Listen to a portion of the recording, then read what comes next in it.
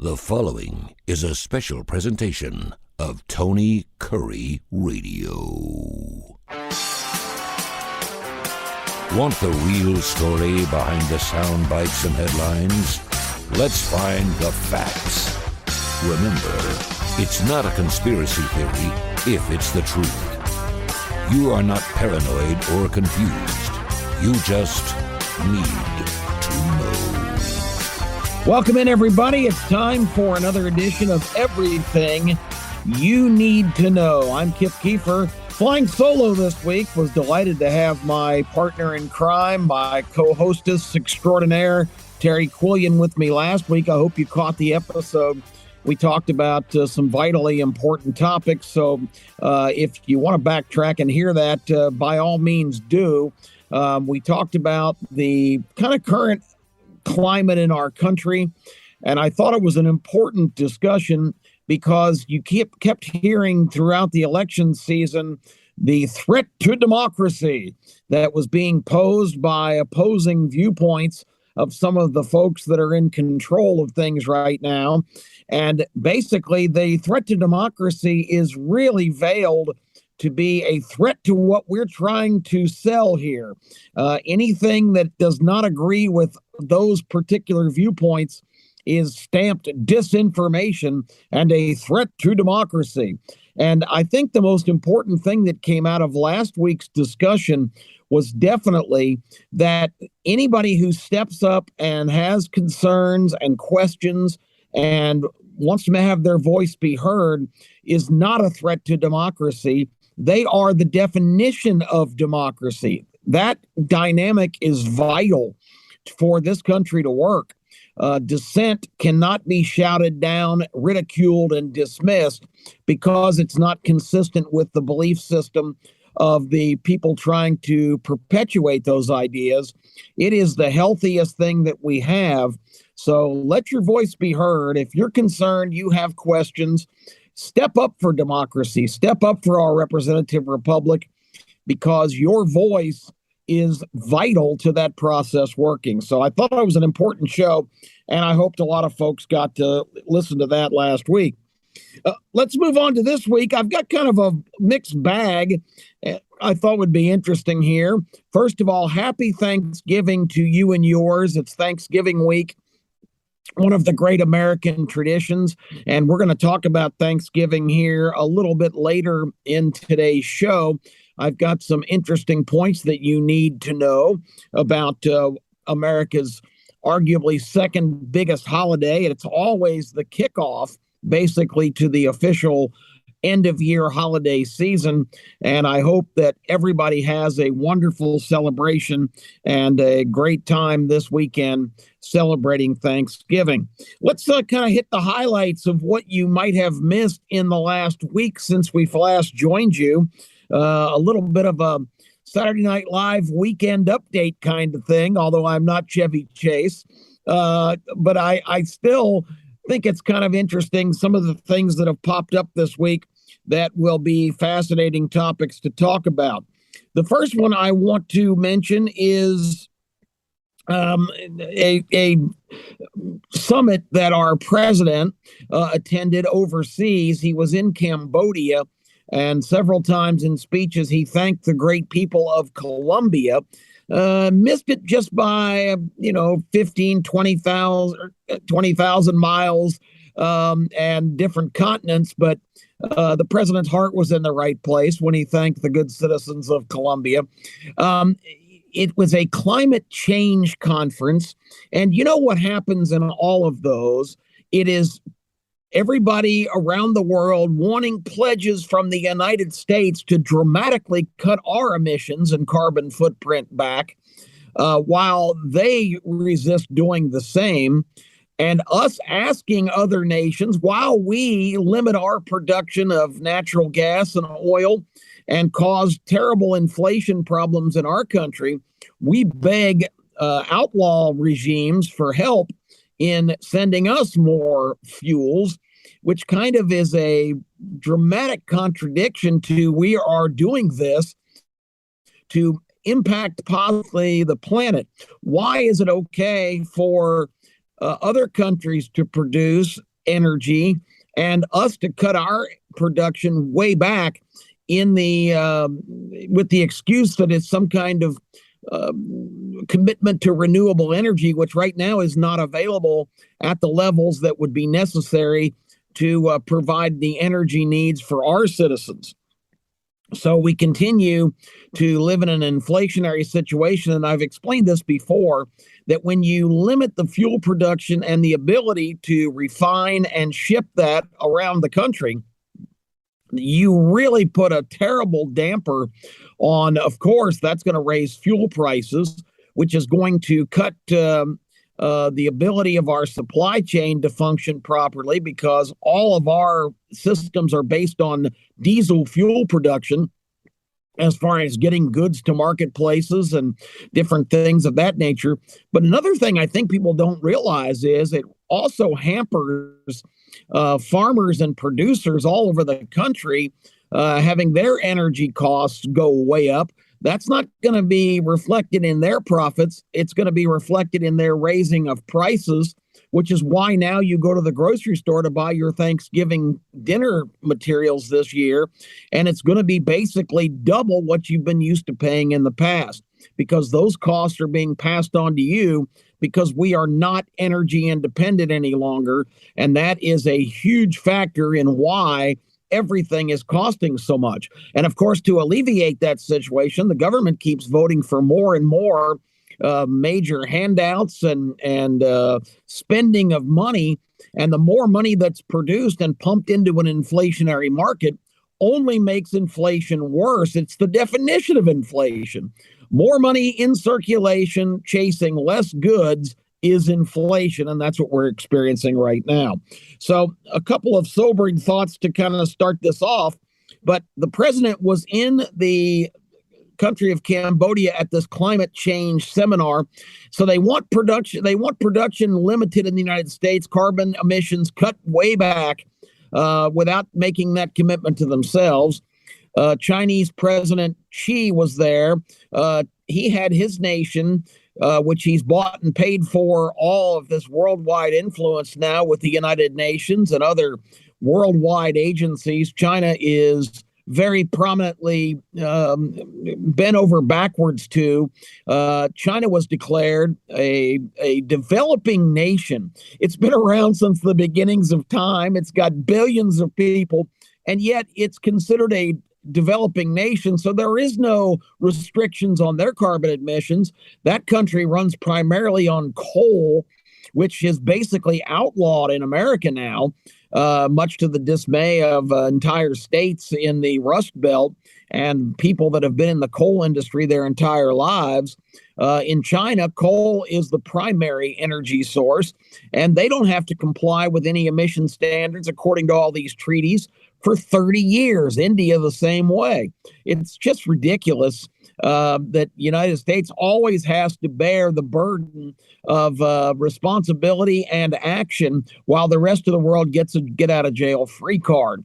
So Biden goes to that conference, and as they always are, the two great solutions to this terrible problem of climate change is America bending over backwards and complying with all of the demands of the world, and at the same time writing checks and distributing them to all kinds of depressed areas around the world that have been badly damaged because the climate change perpetuated by the West has led them to have all kinds of problems in their country.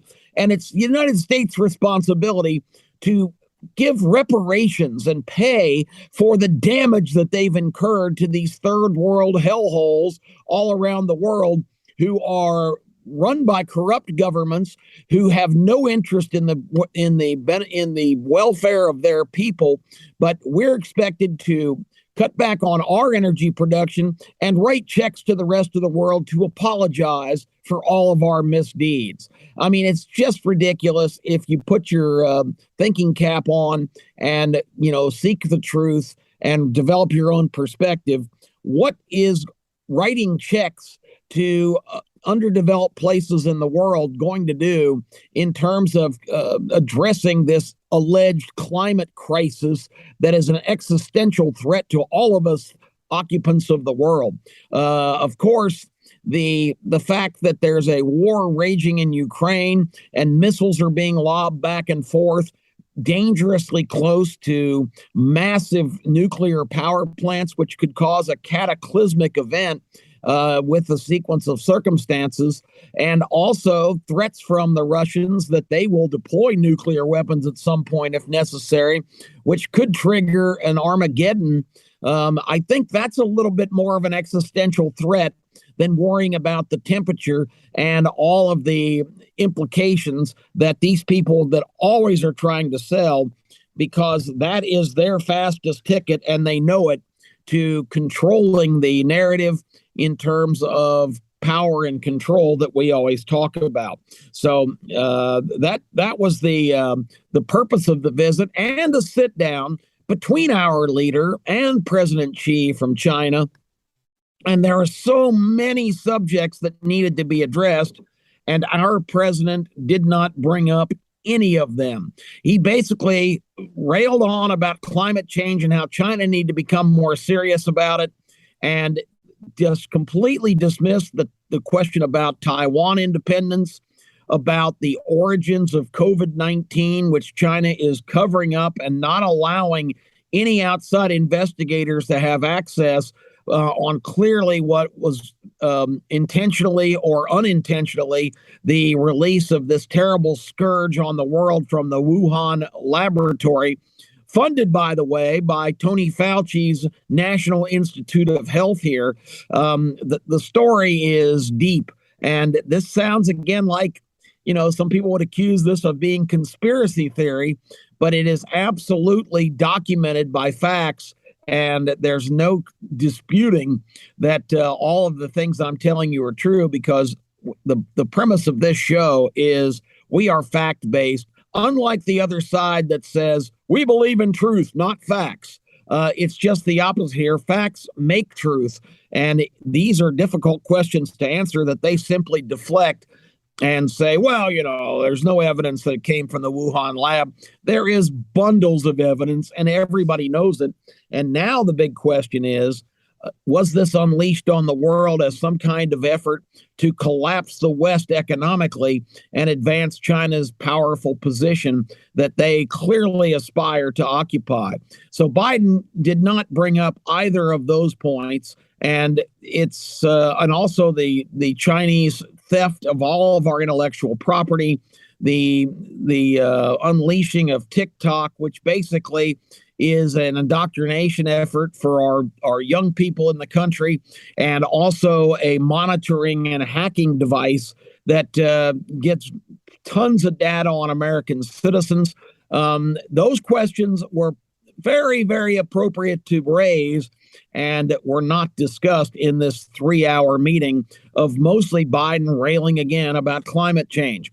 Love or hate Donald Trump, I can't imagine there's an American citizen that has any interest in what's their best interests that would rather have Joe Biden sitting at the table representing our country as opposed to Donald Trump. Because Trump was going to ask the hard questions. Trump was going to confront that leader. And, you've got to have somebody in your leadership position that's willing to do that and not just waste time for photo opportunities with the other most powerful nation on earth. So that's what's happening overseas. Let's go back here to our country. And we see that the Republicans have gained control of the House of Representatives, which immediately gives them subpoena power and committee chairmanships. And they announced this week that the first order of business for the new Republican House of Representatives is to investigate the Biden crime family. Hunter Biden and his uncle, Jimmy Biden, Joe's brother, our president's brother, have had a cottage industry going for years and years, using the influence and power that their father/brother have to peddle influence all over the globe and collect millions and millions of dollars. And again, there's so much evidence of all of these interactions. There's banking evidence. There's also the laptop, Hunter Biden's own laptop, which the FBI has been in possession of since 2019 and have done nothing in terms of investigation. It's all just stifled. It was reported to, of course, right before the 2020 election to news providers and high-end tech companies that this was just Russian disinformation, which was a blatant lie, and everybody knew it. Even 55 former intelligence officers signed a document that said this has all the earmarks of Russian disinformation. It's absolute bunk, hokum that they took that position, knowing that it was a lie, but just to kind of deter any influence that might have on the 2020 election. The Biden family has been corrupt and profiting big time for years and years. Hunter Biden accompanied his father, then Vice President Joe Biden, on Air Force Two to China and walked away with a $1.5 billion investment for his firm, which of course had been started just as a shell company. They had no investment expertise. Why would the Chinese Communist Party drop $1.5 billion on Hunter Biden unless they were trying to buy influence? There's no other explanation, and it needs to be investigated and brought to the public's knowledge. A Democrat congresswoman was interviewed on a show I saw this week, and she says, why can't we just move on? We just keep regurgitating this same story about Hunter Biden. She says it's all been debunked. That's their favorite word, debunked. Debunked means that they've decided that it's not worth anybody's time and nobody needs to know what's going on. So it's been debunked. Anytime you hear them say that, that's just a deflective term to let's move on. Nothing to see here. So the Republicans intend to have hearings and bring in witnesses and show the American public that a lot are not even aware of because it's not covered in any other media in terms of print journalism or on the big network television stations. They've been treating this as a non-story because it's inconvenient to the agenda. This congresswoman went on to say that, we just need to move on and move ahead at the problems that we have now. And when asked in a follow-up question, well, what about the 2-year investigation on the January 6th situation that you wouldn't let go, and the 3 years prior to that, and the millions of dollars wasted chasing this Russian fantasy that the Russians somehow had engaged Donald Trump as an agent of the of Moscow, that turned out to be totally false. And absolutely, you found the origins of where that was made up, and there's a lot of people that can testify to that fact. That really kind of shows you the attitude when she says, well, I think it's a lot more serious that we have a possible attempt to take over our government, an insurrection to invade our capital, than this story, alleging that all this debunked information about the Biden family. But that's an asinine comment when you consider that our president now is dealing with our most powerful adversary. And if he is compromised by taking millions of dollars as, quote, the big guy that is referred to constantly in Hunter Biden's laptop communications and confirmed by partners that Hunter and James Biden had around the world, that Joe Biden was every bit involved in this and was profiting big time. I mean, ask yourself, why does he have 2 oceanfront properties in Delaware? You don't get that from being a $170,000 a year congressperson. It begs the question of, do we have a man occupying the Oval Office right now that possibly is compromised by all of his family's business dealings and his personal benefit of getting millions of dollars because of it? I think that's as every bit as serious a question as a bunch of goofballs who were in Washington protesting the election and letting their voices be heard, as I've mentioned before, as they should have been, but then very ill-advisedly charged into the Capitol building and really just, it was a futile and stupid gesture on their part. And it's caused a lot of heartache for a lot of people that are trying to reform what's going wrong in our country right now the right way. Certainly those people should be punished, and they were out of line, but it was not an organized insurrection. 98% of those people were not armed. No one in the Capitol building was shot and killed. There was nothing like a South American coup attempt.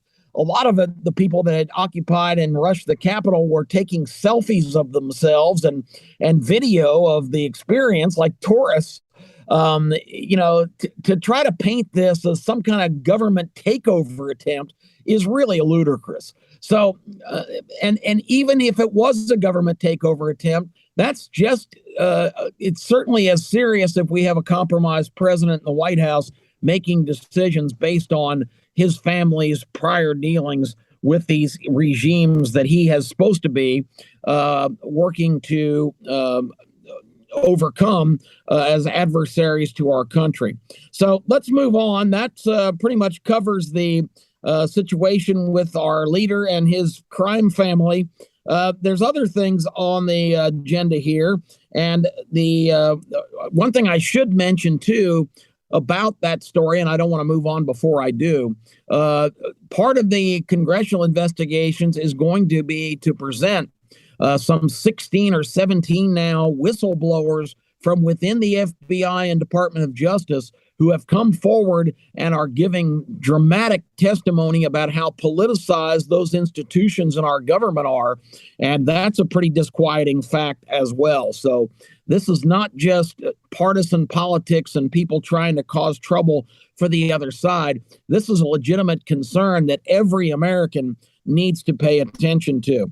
The biggest story of the week probably is Taylor Swift was starting a big nationwide concert tour, and 3.5 billion people tried to log on to Ticketmaster this week to get some tickets to those shows. And the system delayed people 7, 8, 9-hour waits before crashing, and they shut it down and say, sorry, we're not going to be able to accommodate any Taylor Swift concert requests. Now, that has sparked a lot of angst and controversy with most of America's teenage girls, but it also has gotten the attention of a lot of lawmakers who are calling now for serious investigations on antitrust of the ticket giant Ticketmaster and their ineptitude in accommodating these kind of events. And the dirty little secret is they go about pre-selling so much of the inventory in these shows to people that, don't have to go through the process that a regular fan does. So a lot of the times, more than half the tickets to these shows are already gone before the rest are put on sale. And it's the business practices that are very sketchy. That's why all of a sudden, if you look on secondary markets today, the StubHubs and some of those other kind of outfits, SeatGeek, I know there's a whole bunch of them, but they always have a great deal of tickets because somehow tickets to these shows get in the hands of people that want to buy and sell them instead of the regular fans. And there are prices on some Taylor Swift tickets right now on the internet for as much as $15,000 to $20,000 for a single ticket to a single show. Would anybody pay $15,000 to go to a concert? If they do, then I don't want to hear anybody complaining about the economy or any of the problems that we're having, because that is an indicator that we are way, way out of line in terms of where we are. So the Taylor Swift controversy is a big story this week around the country because tickets just don't seem to be available for those shows. And if anybody's got a spare 15 or 20 grand, if you want to take a date, that's only going to be that'll be around 40,000. Have at it, and all the best to you. I hope Taylor puts on a really good show. I hope she doesn't have a headache that night, or that could be a real bummer. Let's talk about what we promised to talk about to start off with today, and that is the Thanksgiving holiday. And again, this is a day of family and faith and food and football and fun. And what's wrong with that? And if you pay attention and look around and you see articles popping up, there is that same crowd that has a big problem with Thanksgiving because it came at the expense of our natives here in this country. Now, that is a fallacy that really needs to be addressed in terms of Thanksgiving itself. Of course, there were atrocities, there were terrible things that happened as this country developed with just an influx of European people coming over here to look for a better way of life for their families and their loved ones and their future ascendants. There's no question that there's a lot of regrettable things that happen to the native indigenous people that already occupied this land. But it needs to be pointed out that this was not like a established country. The American, quote, Indian, and the American also is questionable because this wasn't America until the Declaration of Independence in 1776. And this is hundreds of years prior to that. But this was not one organized group of, quote, Indians who were only named Indians because Christopher Columbus discovered indigenous people in the Caribbean islands and thought he was in India and dubbed them Indians. All of that's important because this was hundreds of different tribes, different developments of, societal progress, some very large and organized, some basically primitive, all different varieties of hundreds of different tribes, not one group of, quote, Indians or Native Americans that were dominating the landscape. And when the Pilgrims landed in Plymouth on Plymouth Rock in 1620, the first people they encountered were the Nagawa Indian. I always mispronounce that. But anyway, that tribe indigenous to that area, the I'm so sorry. Nagawa Indian tribe was in that area, and they were at war with the Narragansett tribe. It's the Wapahoas. Sorry, I got them confused with the Nagassans. The Narragansett tribe and the Wapahoas were in wartime. They were in conflict over territory and resources and different things. And the Wapahoas originally came to the Pilgrims after they had landed in Plymouth. And, this is a fascinating subject for me. How could communication be facilitated between two groups that never even knew the other existed? But apparently through body language and gesturing and just a painstaking process over the next year or so, they got to where they could understand each other enough. And that original group of Pilgrims formed an alliance with the Wapahoas to help protect them against the Narragansetts, the tribe. So, you didn't walk into this peaceful land of love, wonderful tranquility, and these evil conquerors from Europe came in and pushed them around and drove them out of their lands. Of course, that ultimately developed, but this is not American phenomenon. This is what's happened throughout the course of human civilization as people have expanded territorially. It happened all the way back in the Egyptian, the Greek, the Roman, the Persians, and then the Europeans trying to expand their realm of existence and look for places with abundant resources and a better quality of life for their families. And unfortunately, the indigenous people on this continent bared the brunt of that because they were pretty much forced out of their lifestyles. And it's unfortunate, but all these people that saying Thanksgiving is compromised and should not be celebrated because the old story of the Indian tribe coming and befriending the Pilgrims and all them sharing in food and bounty and goodwill is a little bit of a tainted story because, again, the reason the Wapahoans approached the Pilgrims was to seek some protection from their enemies, another tribe, the Narragansetts. And they did have a bountiful harvest in 1621, which the Pilgrims were celebrating, and were joined by the Wapahoans in that particular event. It was not Thanksgiving. It was a 3-day celebration for a bountiful harvest and to give thanks to God. So the traditional holiday we celebrate now was not established until 1863 by Abraham Lincoln, right after the Battle of Gettysburg, and which apparently was the indication to him that the United States was going to survive the war between the states.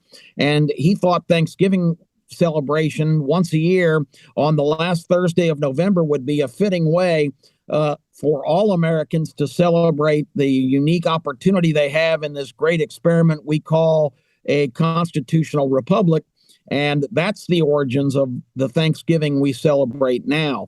So a lot of the information that you get and a lot of the things you hear from the same old voices that want to tell you how evil America is and the concept is just all flawed, just tune that out. Enjoy your Thanksgiving with your family, your friends, your football, your food, all the things that we hold dear in terms of being grateful to our Creator and the people that did have the courage to forge the journey here with some unfortunate circumstances that are unfortunate. Once again, I use unfortunately again, resulting in some kind of moving out of the people that were the original occupiers of the land, who now have the same rights as all Americans because they were certainly